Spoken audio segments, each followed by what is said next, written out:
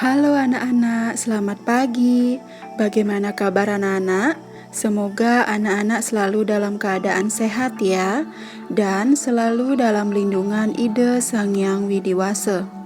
Hari ini kita akan membahas lanjutan materi sebelumnya, yaitu catur pramana. Sebelum itu, Ibu awali dengan menghaturkan pangastungkara panganjali. Om Swastiastu, Om Awigenamastu Namo Sidam, Om Sidirastu Tatastu Swaha. Mari kita berdoa terlebih dahulu dengan menghaturkan Saraswati Puja. Om Saraswati Namostubhyam Waradeka Marupini Sidarambam Karikshami Sidir Bhavantu Me Sadam. Om Santi Santi Santi Om.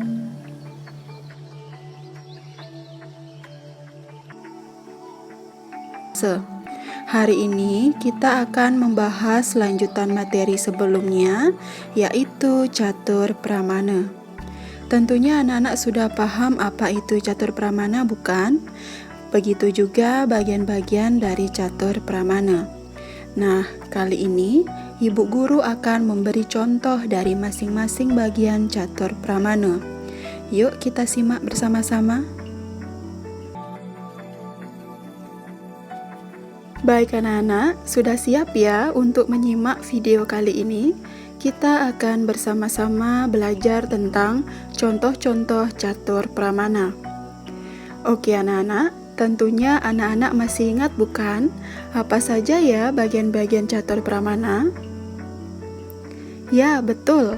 Ada pratyaksa pramana, anumana pramana, upamana pramana, dan sabda atau agama pramana.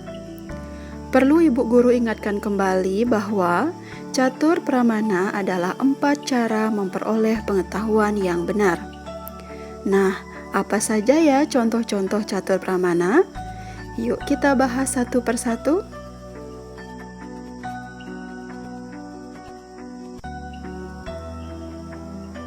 Bagian catur pramana yang pertama yaitu ada pratyaksa pramana. Pratyaksa pramana adalah cara memperoleh pengetahuan yang benar melalui pengamatan langsung. Pengamatan tersebut ada 2 jenis, yaitu yang pertama, nirwikalpa pratyaksa, yang artinya pengamatan yang tidak ditentukan. Contohnya, melihat seutas tali bisa dilihat sebagai ular, karena salah memberikan sifat pada tali tersebut. Jadi, ular seperti tali atau tali seperti ular. Seperti yang anak-anak lihat pada gambar, jika anak-anak tidak tahu perbedaan keduanya. Lalu, ada sawikalpa pratyaksa, yang artinya pengamatan yang ditentukan. Contohnya, mengamati tentang tumpukan buku. Ada yang tipis, ada yang tebal, begitu juga bentuknya maupun warnanya, seperti yang terlihat pada gambar.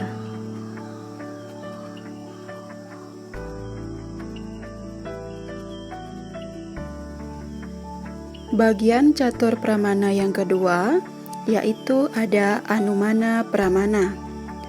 Anumana pramana adalah cara memperoleh pengetahuan benar melalui kesimpulan. Misalnya, di tempat yang jauh, kita melihat asap mengepul, maka dapat kita simpulkan bahwa sebelum asap itu, tentu ada sesuatu yang terbakar oleh api. Karena asap dan api memiliki hubungan yang tidak terpisahkan. Contoh gunung berapi yang terlihat pada gambar dapat dikatakan di mana ada asap, di situ ada api.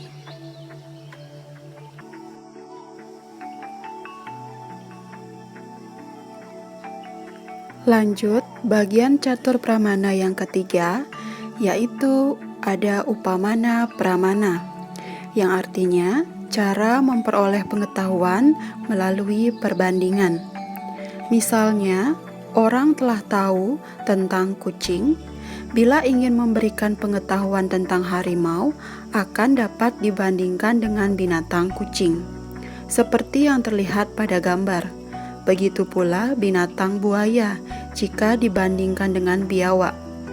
Binatang-binatang tersebut terlihat sama, namun dapat dibandingkan dengan pengetahuan, yaitu dari ciri, nama, maupun objek yang terlihat.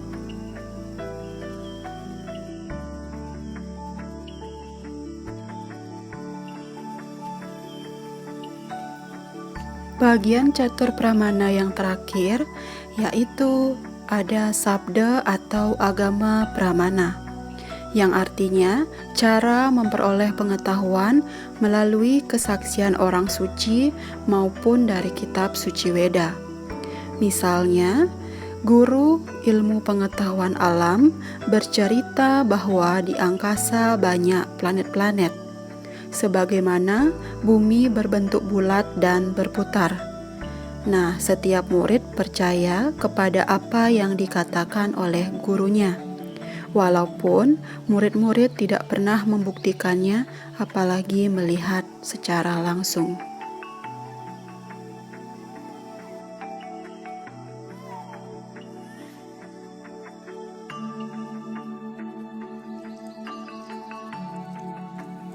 Nah, bagaimana anak-anak?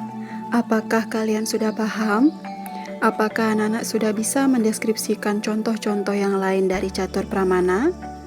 Ibu guru yakin anak-anak hebat dan paham apa yang sudah ibu guru berikan. Demikian video kali ini. Semoga video pembelajaran ini memberikan manfaat untuk anak-anak semua. Tetap semangat belajar. Ibu guru tutup dengan menghaturkan parama santi. Om Santi Santi Santi Om.